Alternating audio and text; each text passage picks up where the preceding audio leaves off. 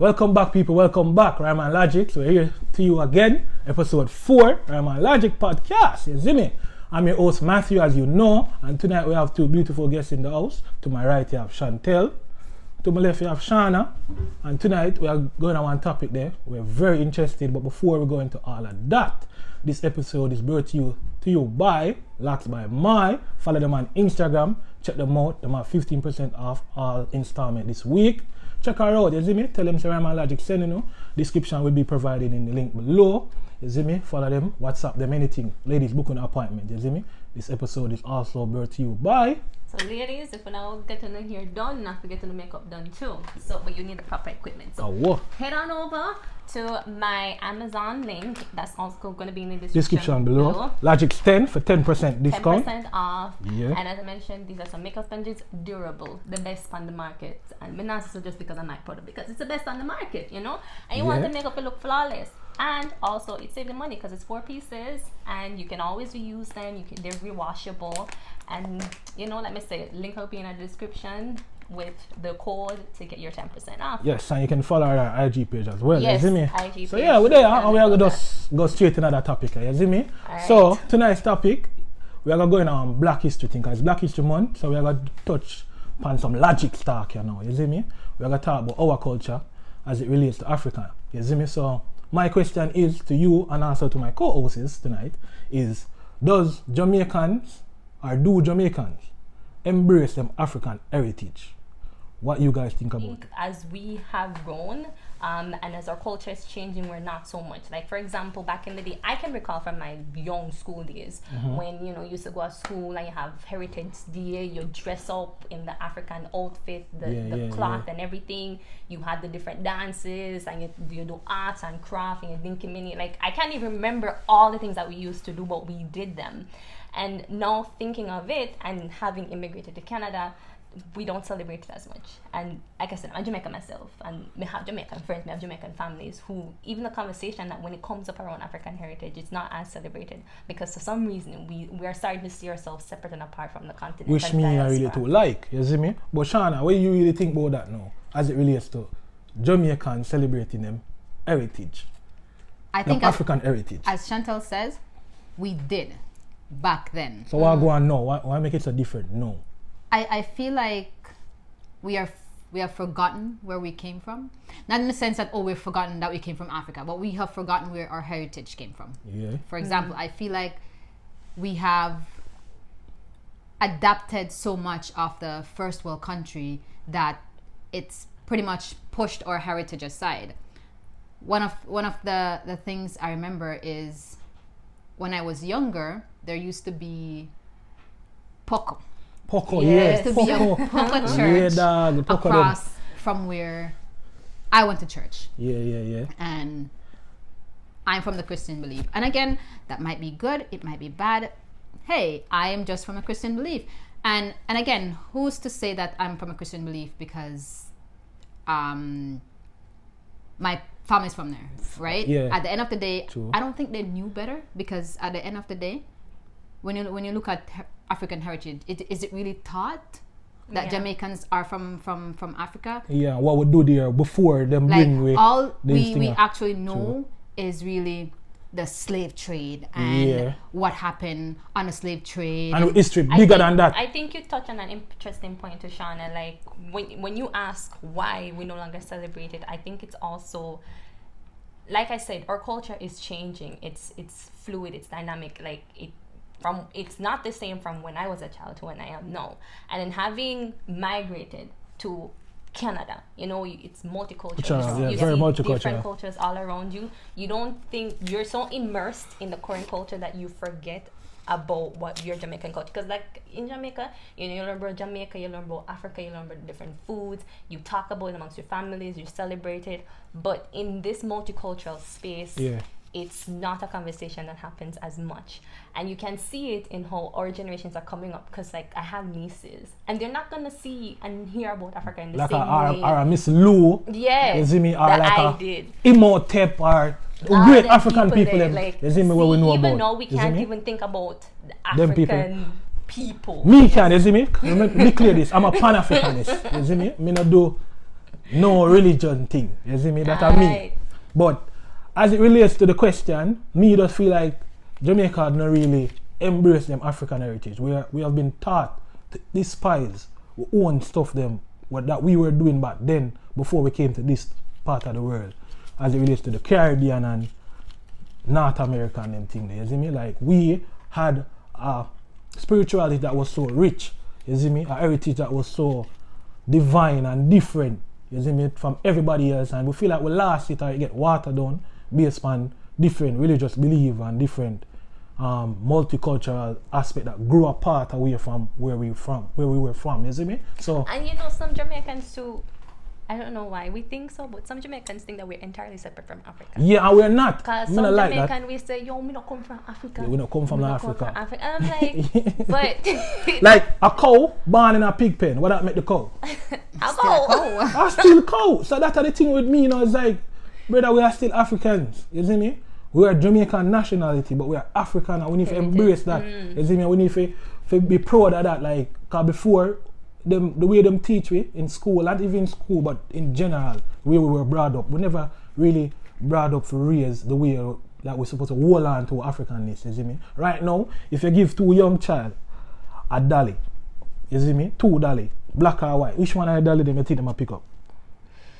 Well, to be honest, things are changing a bit more because about to say. back in the day, you would never see a black doll on a grocery shelf or on a toy section shelf. True. It's the ways are adapting. They're being more innovative, and they're realizing that this world is not just about white Black people. and white. Yeah. So yeah, because Well, at the end of the day, because nobody took the time to say, okay, and again, it all goes back to image, because Okay. they didn't see image as a beautiful lady with black kinky hair and a black skin. It was all if you're not partially black or half white, or whatever the case is, you're not pretty.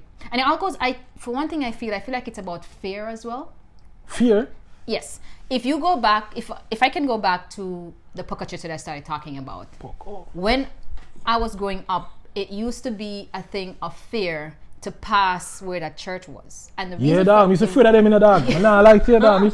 He's afraid of them people. They made wrap up and you have them flag and some buckle water around the flag. Yes, when you talk channel, something come to the mind. It also goes back to education too, because we're not educated about history. Exactly, because heritage. first of all, when me did I grow up here, so then kill cow and goat and something and use the blood and sprinkle and whatever. Yeah, but who's to say that that's not what Africans used to do? Who's to say it's wrong? Who Why they make we believe that this is wrong? Who created the criteria to say I think spilling blood is wrong? I think it's whole, and this is kind of dipping into a deeper part of the topic. It's the spirituality around it. Like, you know, one of the reasons why I don't think we embrace our African heritage is because we're taught not to embrace our African spirituality. Because in learning about Christianity, you learn that the African part of it is wrong. You know, because we practice spirituality very different. I want to make this clear.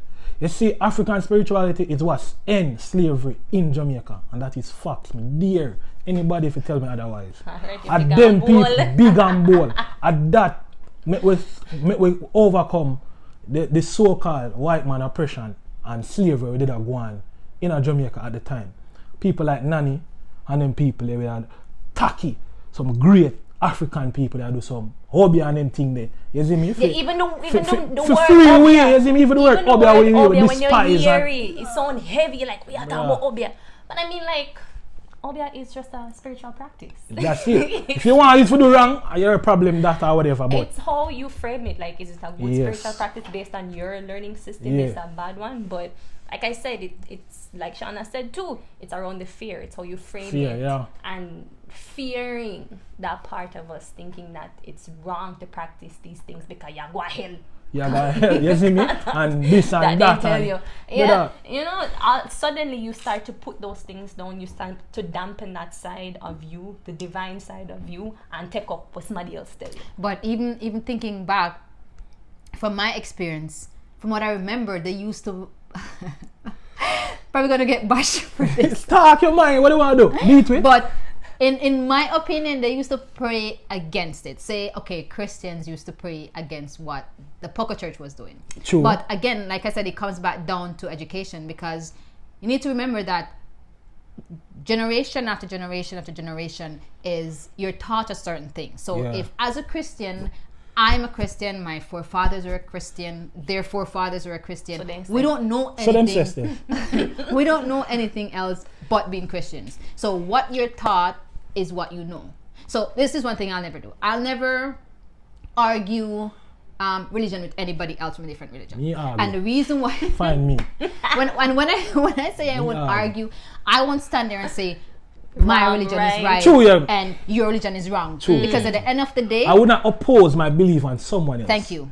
You see me? That's what I would not do. I'm going to encourage people to do that either. You only know what you are taught. Yes. If I am from the Muslim religion, that's what I know, and that's what they taught me. So that's what I know. I'm gonna think that that's the way to go. And if I die and if I pray to Buddha, or if I pray to Jesus Christ or Jehovah, whichever it is, you brought up knowing that. Not to cut you, because you see the word religion, I don't even want to go too deep into this.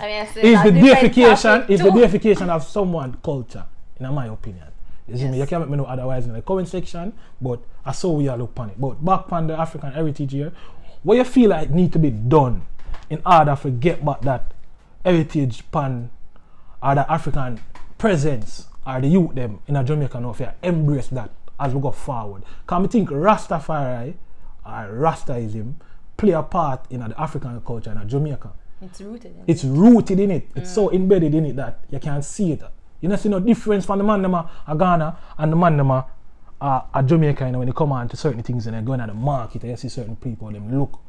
You see me? Even the patois, we get that from slavery and from Africa, if you really think about it, because them that try to mix the patois and English so that other people could understand. African and English. You see me? What they were saying. So with that being said, now what you think need to be changed? You think we need to go back on a teaching aspect where certain things need to be implemented in the school system? I think what needs to happen, like you're pointing towards it, what needs to happen ultimately is education. It has to be, because education in the sense of unlearning a lot of the things that we were taught. Yeah. You know, because or overriding it.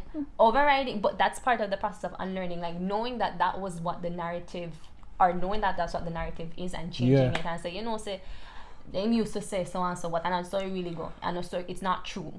And as an individual, when you get older and know better, you also go for your own self-education. You have to be able to pick, choose, and refuse. What you want, make your own conscious But when you remember, say, going back to your education, is that you have to bring it has to be certain parts of the curriculum. Because if it's not, there is no teacher that's going to go out of their way or his way.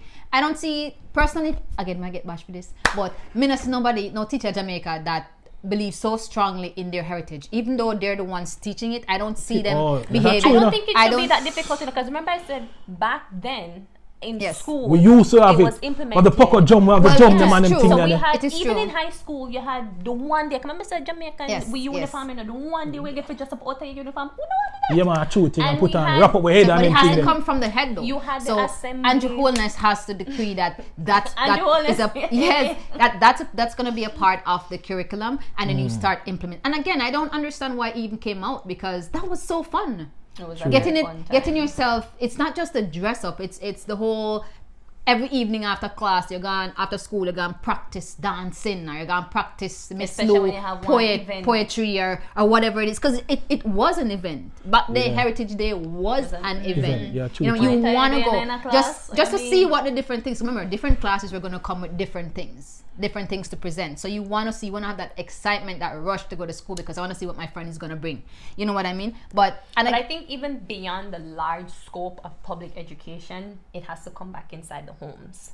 Because as I said, like in Canada, not gonna happen, because we live in a multicultural landscape, right? So ultimately, it starts in the home, where parents have to take up that responsibility to first deem that it's important to teach their kids about their own heritage, and then introduce it in the home, so that when they go outside of the home and they get into larger institutions of education, they can seek it out. Because all right, Kara's grown up now and they're high school, they're probably not going to teach it in high school, but they're university, she can take courses on African history that interest her, because she remember hearing mommy and daddy talk about these things.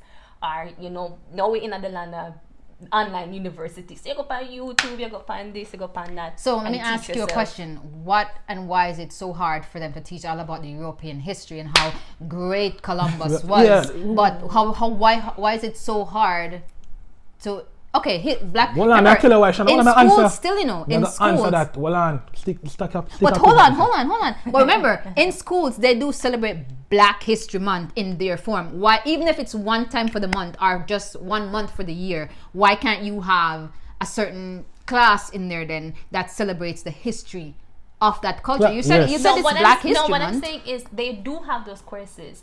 I don't remember from high school days though that it's like I don't. I went to high school here too, and it wasn't there. In university, I remember like my university classes. We're gonna take African history courses because they offer it. Because you have a whole department dedicated to African learning. Yeah, but remember, we don't want to stray too far. We are talking about Jamaica as it relates now. So we are saying we are talking about the youth them in a Jamaica education. You have to start this way. Yeah, and my thing what I can leave with you guys is, you see, the greatest weapon the oppressor have, is the mind of the oppressed. You see me? So once we can learn that and understand that, we can move away from all of them things in order to embrace our Africanness, our African heritage. You see me? And move forward. You have to want it. You have to want to seek it. So ask questions. You them ask questions. Ask the parents question. Ask the pastor them question. Uncomfortable question. Make them tell you more about where you guys coming from, what they don't even know. They don't even know that they need to know that knowledge. Well, I need to find out, Again, you know what I mean? Come around my logics. When they come around my logics, we are tell it. This is Rama Logics, and we're going on our next topic. But like, comment, share. Let me know what you guys think about this topic. It was a very interesting topic. But we know what going on. We could know if you want a part 2. We're going to want a part 2. Might get a part 2 in another clip. Who knows?